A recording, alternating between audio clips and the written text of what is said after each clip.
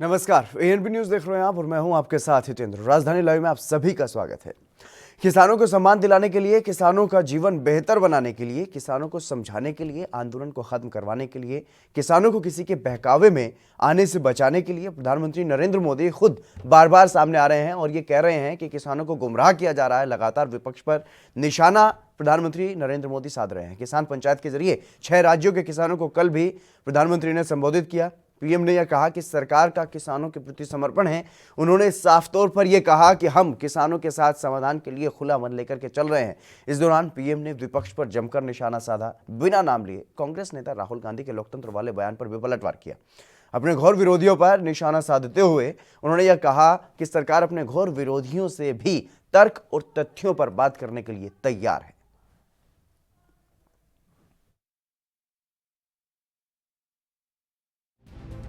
लोकतंत्र में अटूट आस्था और श्रद्धा होने के कारण, किसानों के प्रति हमारा समर्पण होने के कारण हर समय किसानों के हर मुद्दे पर चर्चा के लिए सरकार तैयार है। समाधान के लिए हम खुला मन लेकर के चल रहे हैं। कई दल ऐसे भी हैं जो इन्हीं कृषि सुधारों के पक्ष में रहे हैं। उनके लिखित बयान भी हमने देखे हैं। वो आज अपनी कही बात से ही मुकर गए हैं। उनकी भाषा बदल गई है। वो राजनीतिक नेता जो किसानों को भ्रमित करने में जुटे हुए हैं, जिनकी लोकतंत्र में रत्ती भर भी श्रद्धा नहीं है, वो विश्वास ही नहीं करते डेमोक्रेसी में। दुनिया के कई देशों में उनका परिचय है लोगों को। ऐसे लोगों के जो भी उन्होंने कहा है पिछले दिनों, जिस प्रकार के अनलगढ़ आरोप लगाए हैं, जिस भाषा का प्रयोग किया है, पता नहीं कैसी कैसी इच्छाएं व्यक्त की है, मैं बोल भी नहीं सकता हूं। ये सब करने के बावजूद भी, उन सब चीजों को सहन करने के बाद भी, उसको पेट में उतार करके, मन ठंडा रख करके, उन सबको सहन करते हुए मैं आज फिर एक बार नम्रता के साथ उन लोगों को भी जो हमारे घोर विरोध करने पर तुले हुए, उनको भी कहता हूं, मैं नम्रता के साथ कहता हूं, हमारी सरकार किसान हित में उनसे भी बात करने के लिए तैयार है, लेकिन बात मुद्दों पर होगी, तर्क और तथ्यों पर होगी। हमारे संवाददाता हमारे साथ जुड़ गए अधिक जानकारी के साथ। राजीव, जिस तरीके से कल प्रधानमंत्री नरेंद्र मोदी ने संबोधित किया कई राज्यों के किसानों को और साफ तौर पर उनके निशाने पर विपक्ष रहा, ऐसे में क्या यही समझा जाए कि जो किसान आंदोलन कर रहे हैं उनकी बजाय अब विपक्ष फोकस पर है सरकार के? देखिए, बिल्कुल सही कहा आपने। जिस तरीके से लगातार सरकार कहीं ना कहीं जो कह सकते हैं किसानों को मनाने की कोशिश कर रही है, वही बात करें विपक्ष की, तो विपक्ष भी कहीं ना दोहरी का निभा रहा है। किसानों के साथ दे रहा हो भी हम करने की कोशिश करता चला जा रहा है। जी बिल्कुल राजीव, जिस तरीके से अगर देखा जाए, क्योंकि किसानों को संबोधित किया प्रधानमंत्री ने और खुले मन से चर्चा की बात कही है, यहां तक कि उन्होंने ये भी कहा कि जो घोर विरोधी हैं सरकार के, उनसे भी तर्क और तथ्यों के आधार पर चर्चा करने के लिए सरकार जो है वो तैयार है। लेकिन ऐसे में किसानों की तरफ से क्या कुछ रणनीति है? देखिए, बिल्कुल जिस तरीके से किसानों की बात करें तो किसान अभी भी उसी मांग पड़े हुए हैं कि सरकार जब तक कृषि कानून को वापस नहीं लेगी, हम अब पीछे हटने वाले नहीं है। मगर जिस तरीके से सरकार बार बार निमंत्रण दे रही है, खुले मन से कह रही है कि आप आइए और हमसे बात कीजिए, मगर लगातार कहीं ना कहीं अभी भी ये दुविधा जरूर बनी हुई है उनके मन में कि लगातार कहीं ना कहीं सरकार जो है वो उनके लिए काम नहीं कर रही है और कहीं ना कहीं कृषि कानून को लेकर उनके ऊपर सिर्फ जबरन थोपा जा रहा है। जी, और प्रधानमंत्री नरेंद्र मोदी ने जिस तरीके से विपक्ष पर हमला बोला है और कल जो विरोध भी देखने को मिला था संसद परिसर में भी, और उसके बाद अब क्या कुछ प्रतिक्रियाएं सामने आ रही हैं विपक्ष की तरफ से? देखिए, बिल्कुल जिस तरीके से बात करें कि कल प्रधानमंत्री नरेंद्र मोदी ने जो 18,000 करोड़ रुपए किसानों को बांटा और कहीं ना कहीं बांटने के साथ साथ ये विपक्ष पर जमकर हमला बोला, क्योंकि उन्होंने ये कहा कि विपक्ष जो है वो किसानों को बहलाने की कोशिश कर रहा है, गुमराह कर रहा है, क्योंकि कृषि कानून जो है वो किसानों के हित में बनाया गया है और विपक्ष कहीं ना कहीं अपनी राजनीति सेकने की कोशिश कर रहा है। मगर लगातार कहीं ना कहीं जिस तरीके से केंद्र सरकार ने विपक्ष पर हमला बोला, यहाँ तक कि प्रधानमंत्री नरेंद्र मोदी जी ने भी खुद विपक्ष को जमकर आलोचना की, तो वो कहीं ना कहीं विपक्ष के लिए ये करता है कि विपक्ष प्रधानमंत्री नरेंद्र मोदी जी ने भी खुद विपक्ष को जमकर आलोचना की, तो वो कहीं ना कहीं विपक्ष के लिए ये करता है कि विपक्ष कहीं ना कहीं सरकार पर हावी होता नजर आ रहा है। मगर जिस तरीके से बात करें किसानों के किसान पड़े हुए हैं, जब तक कृषि कानून वापस नहीं होगा हम पीछे हटने वाले नहीं है। बेशक आप कितनी भी प्रलोभन दीजिए हमें या प्रस्ताव दीजिए, प्रस्ताव के अंदर बार बार यही लिख के दिया जाता है कि घुमा फिरा कर छोटे मोटे संशोधन होते हैं वो किए जाते हैं, मगर जो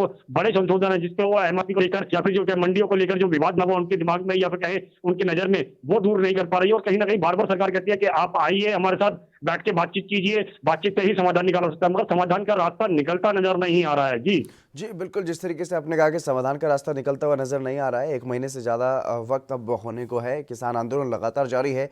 भले ही कड़ाके की ठंड दिल्ली में है, लेकिन उसके बावजूद भी सरकार की तरफ से क्या ठोस कदम नहीं उठाया जा रहा है, इस वजह से ये आंदोलन चल रहा है या फिर किसान अपनी जिद पर अड़े?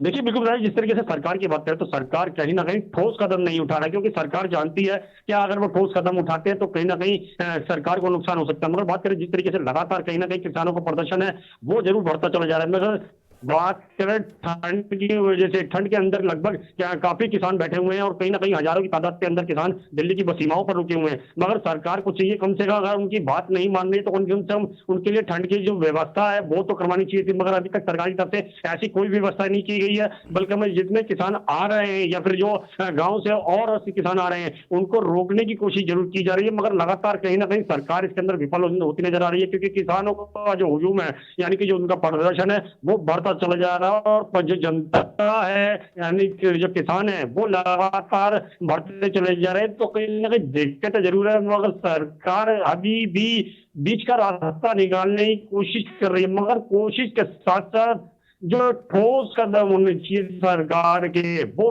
नजर नहीं आ रहे, क्योंकि किसानों के बीच में जब बात नहीं रहे और जो जिनसे संगठनों से बात करें वो सिर्फ उनकी बात कर रहे हैं, तो कहीं जरूरी नहीं है या किसान कहे दो गुट बटा हुआ है, कहीं कर रहे हैं।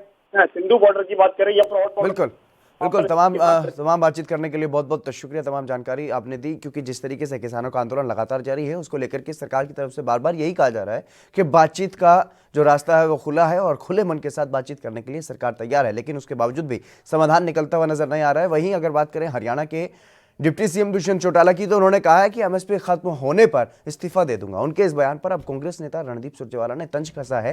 उन्होंने साफ तौर पर यह कहा है कि 44 किसान अभी तक मर चुके हैं, क्या सारे किसान मर जाएंगे उसके बाद वो इस्तीफा देंगे?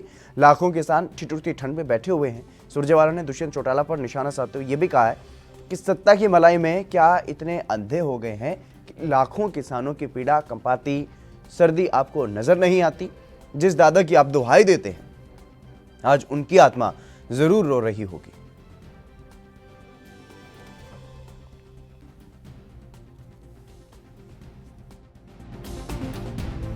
तो 44 किसान मर गए, क्या सारे किसान मर जाएं तब वो इस्तीफा देंगे?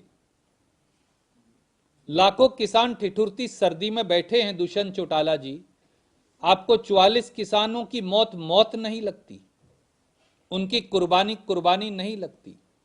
क्या सत्ता की मलाई में इतने अंधे हो गए हैं कि लाखों किसानों की पीड़ा और उन पर टूटता कहर और हार्ट कपकपाती सर्दी आपको नजर नहीं आती? जिस दादा की आप दुहाई देते हैं आज उनकी आत्मा अवश्य रो रही होगी कि सत्ता की मलाई किसान। अभिषेक तक्षक हमारे संवाददाता हमारे साथ जुड़ गए हैं। अभिषेक, क्या कुछ जानकारी है इस पूरे मामले के बारे में, जिस तरीके से हरियाणा में भी किसान आंदोलन के मामले पर सियासत तेज होती हुई नजर आ रही है? जी बिल्कुल, देखिए विपक्ष सत्ता पक्ष की पर लगातार हमलावर हो रहा है। जैसे डिप्टी सीएम या जेजेपी के जो वरिष्ठ नेता है दुष्यंत चौटाला, उनकी तरफ से जो बार बार ये बयान सामने आता है कि अगर एमएसपी अगर किसानों को नहीं मिलेगी या एमएसपी पर किसी तरह का भी खतरा अगर किसानों की फसल पे आता है तो इस्तीफा देने वाले वो सबसे पहले व्यक्ति होंगे। उन्होंने एक बार फिर अभी हाल ही में ही अपना ये बयान फिर दोहराया है। उन्होंने कहा कि अगर इस तरह की कोई भी किसानों के साथ समस्या आती है एमएसपी को लेकर तो राज्यपाल के पास जाकर सबसे पहले अपने पद से इस्तीफा देंगे। जी हितेंद्र, और वहीं आप जो कांग्रेस है उसने इस बयान पर फिर अपनी प्रतिक्रिया दी और जेजेपी और दुष्यंत चौटाला पर उन्होंने हमला बोला। रणदीप सिंह सुरजेवाला जो कांग्रेस के वरिष्ठ नेता और राष्ट्रीय महासचिव है, उन्होंने कहा कि जो डिप्टी सीएम है जी, वो ये बयान जरूर दे रहे हैं, लेकिन क्या उन्हें 44 किसान जो अभी तक अपनी बलिदान दे चुके हैं, जान गंवा चुके हैं, इस कड़कती ठंड में धरने पे बैठे हैं, क्या उनकी कुर्बानी दुष्यंत चौटाला डिप्टी सीएम को नहीं दिखती? लाखों किसानों की इस कपाती ठंड में उनको किसी तरह की जो पीड़ा है किसानों की, वो क्यों नहीं दिख रही? उन्होंने ये भी कहा कि जो उन्होंने उनके दादा की कुर्बानी, जो चौधरी देवीलाल की कुर्बानी याद कराते हुए भी उन्होंने कहा कि अवश्य उनकी आत्मा जो है वो इस समय दुखी होगी। और उन्होंने दुष्यंत पे फिर वार करते हुए कहा कि ये जो सत्ता की मलाई लगता है कि जनता की भलाई या किसान की भलाई से ज्यादा बड़ी है। जी जी बिल्कुल, जिस तरीके से ये तंज कसा गया है कि सत्ता की मलाई में अंधे हो चुके हैं दुष्यंत चौटाला, तो उस पर अब क्या जेजेपी की तरफ से कोई प्रतिक्रिया सामने आई अभी तक? नहीं, अब देखिए, अभी तक जेजेपी की तरफ से इस पर कोई प्रतिक्रिया तो नहीं आई है जी, लेकिन जेजेपी पे जैसे ही इस्तीफे की या कांग्रेस के जो आरोप लगाए जा रहे हैं, सत्ता की मलाई या किसानों का दर्द नहीं दिख रहा जेजेपी को, तो इस तरह का जब भी सवाल जेजेपी के किसी नेता या फिर दुष्यंत चौटाला से डिप्टी सीएम से किया जाता है, तो उनको यही कहा जाता है कि वो अगर किसानों की एमएसपी को लेकर वो बिल्कुल क्लियर स्पष्ट है कि अगर एमएसपी खत्म नहीं होगी, अगर एमएसपी खत्म होती है या मंडियों में खत्म नहीं होंगी, अगर एमएसपी पर किसी तरह की भी परेशानी आएगी तो वो अपने पद से इस्तीफा देने के पीछे नहीं हटेंगे।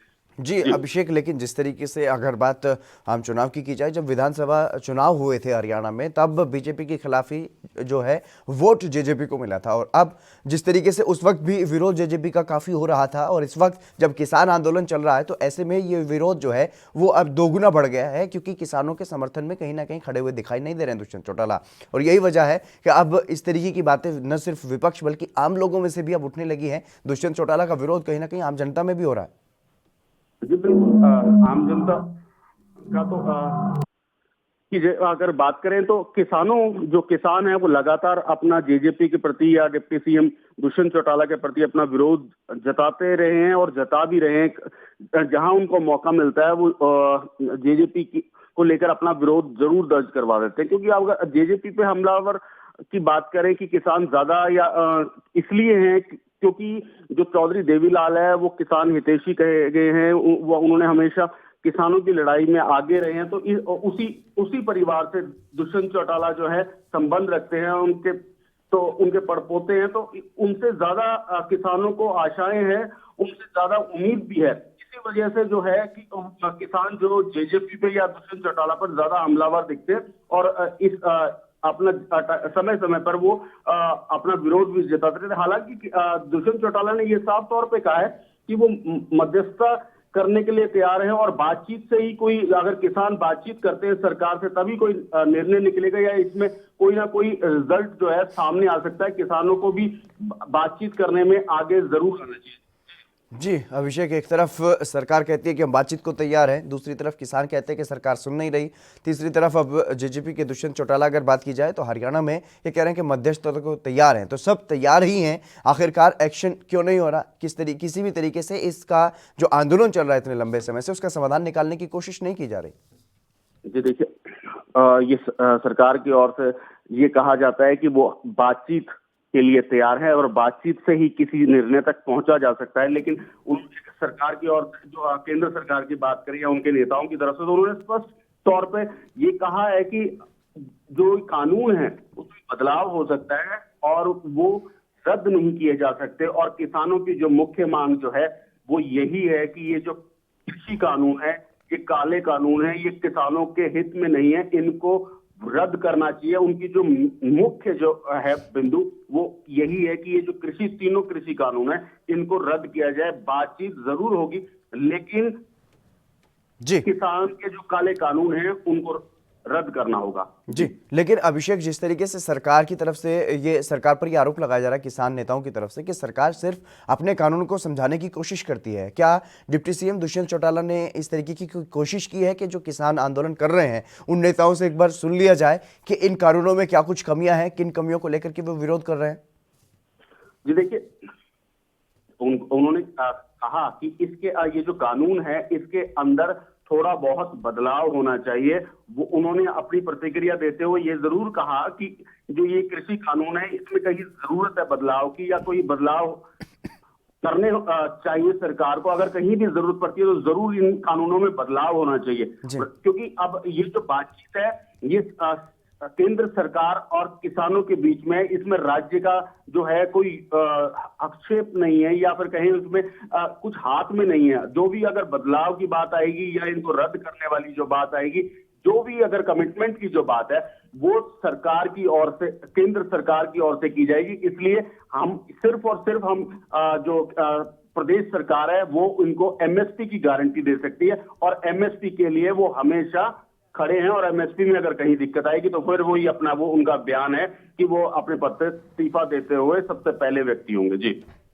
जी बिल्कुल अभिषेक, तमाम जानकारी देने के लिए बहुत बहुत शुक्रिया। तो लगातार किसान आंदोलन को लेकर के हरियाणा में भी सियासी पारा जो है वो ऊपर जाता हुआ दिखाई दे रहा है। चलिए फिलहाल रुक करेंगे इस वक्त की बड़ी खबर की ओर।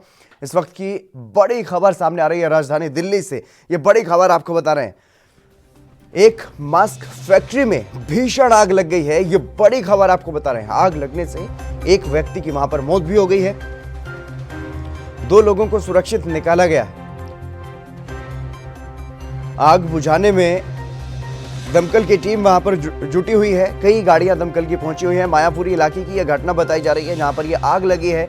राजधानी दिल्ली से ये बड़ी खबर सामने आई है जहां पर एक मास्क फैक्ट्री में, मास्क बनाने वाली फैक्ट्री में ये भीषण आग लग गई, और इस बड़े हादसे में, दर्दनाक हादसे में आग लगने की वजह से एक व्यक्ति की मौत वहां पर हो गई है। 2 लोगों को हालांकि सुरक्षित निकाला गया है।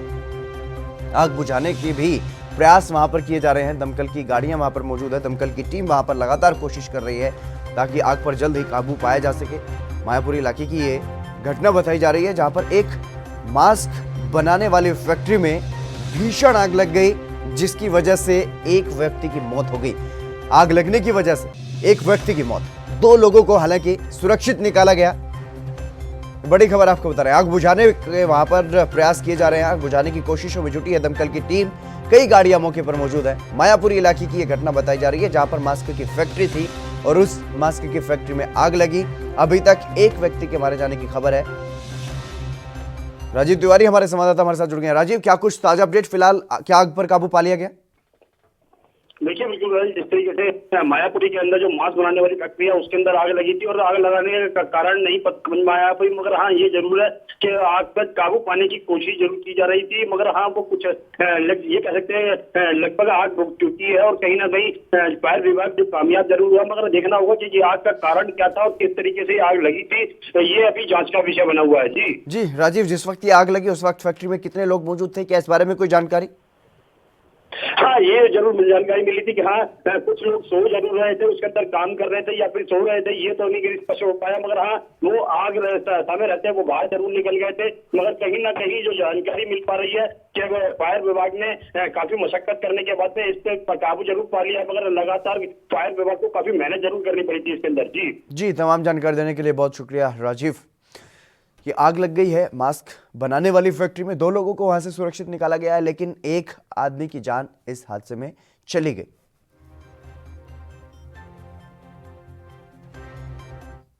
चलिए फिलहाल यहां पर रुकेंगे एक छोटे से ब्रेक के लिए, जल्द हाजिर होंगे।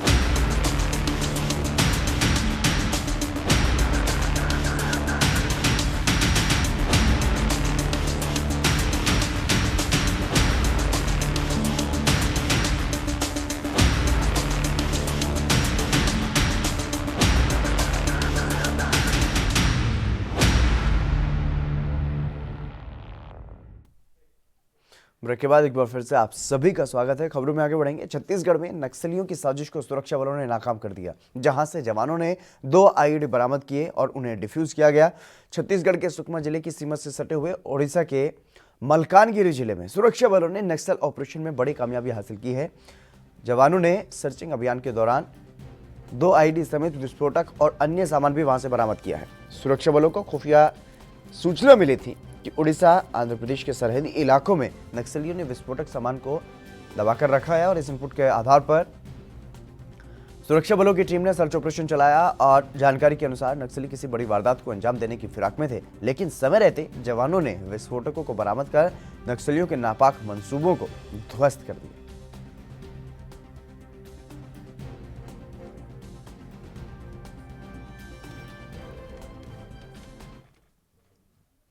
एसडी राज हमारे संवाददाता हमारे साथ जुड़ गए अधिक जानकारी के साथ। एसडी राज, क्या कुछ जानकारी है इस पूरे मामले के बारे में? सुरक्षा बलों की तरफ से क्या कुछ जानकारी दी गई?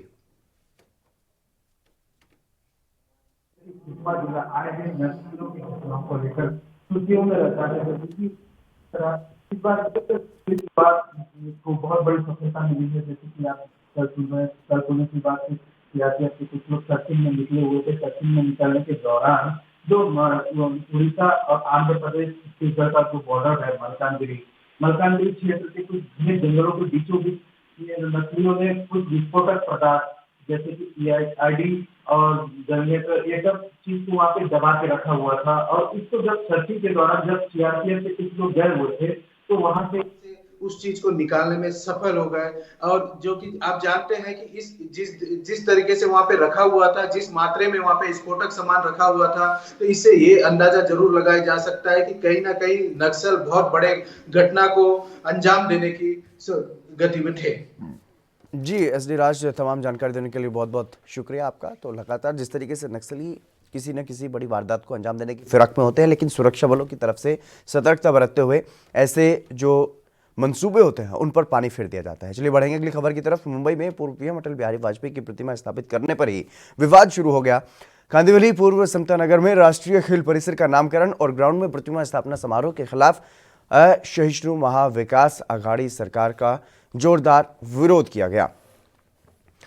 बीजेपी ने कांदिवली पूर्व में खेल प्राधिकरण के अधिकार क्षेत्र के तहत एक खेल परिसर का नाम बदलने और स्वर्गीय अटल बिहारी वाजपेयी की मूर्ति न लगाने के विरोध में जोरदार प्रदर्शन वहां पर किया। भाजपा मुंबई के प्रभारी और कांदिवली पूर्व के विधायक की खुली चुनौती देते हुए उन्होंने ये कहा है कि यहां मूर्ति की स्थापना और नाम बदलने का काम किया जाएगा। ठाकरे सरकार अगर रोकना चाहती है तो रोक कर दिखाए।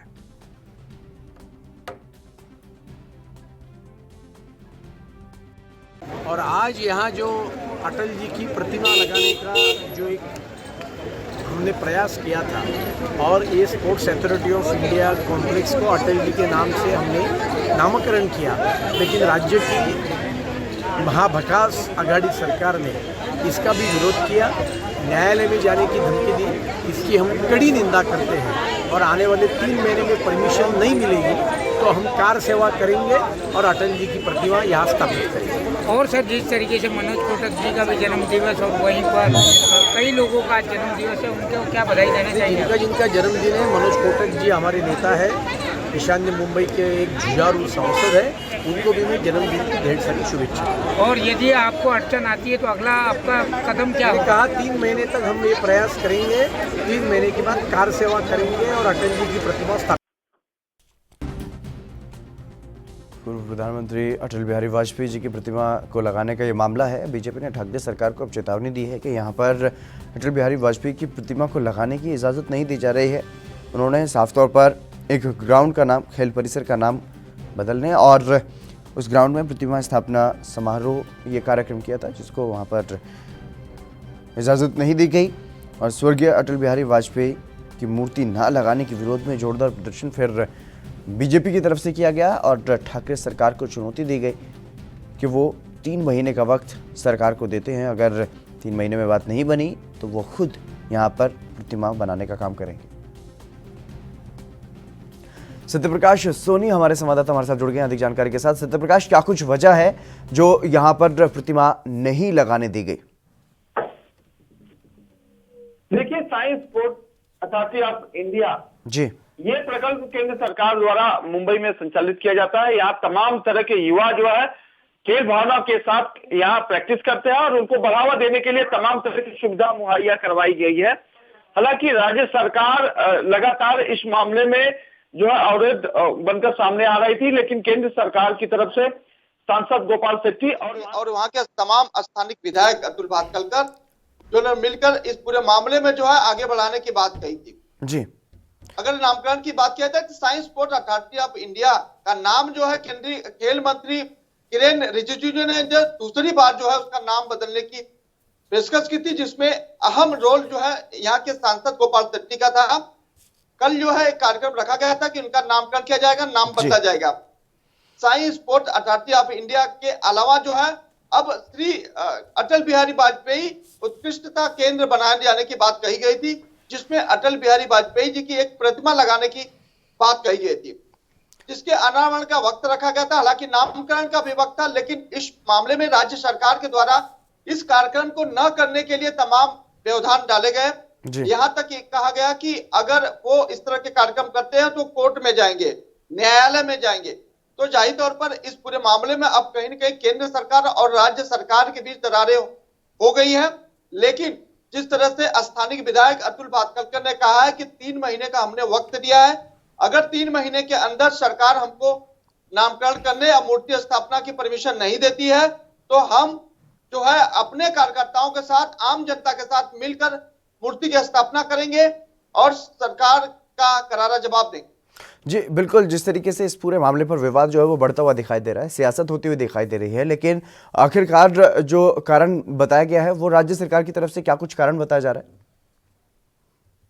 देखिए, राज्य सरकार चाहती है कि उसका जो नामकरण है वो राज्य सरकार अपने तरफ से करे, लेकिन चूंकि केंद्र में बीजेपी की सरकार है, बीजेपी के स्थानीय वहां के सांसद है, विधायक हैं, तो विधायक और सांसद की निधि द्वारा वो लगातार इस पूरे नामकरण में अपना जो है समय दे रहे हैं और बदलाव कर रहे हैं। सांसद गोपाल शेट्टी ने पिछले कई महीने पहले ही पत्र देकर यह मांग की थी कि साइंस स्पोर्ट अथॉरिटी का नाम बदलकर उसमें कुछ ऐड किया जाए, कुछ बदलाव किया जाए, सुंदरीकरण किया जाए।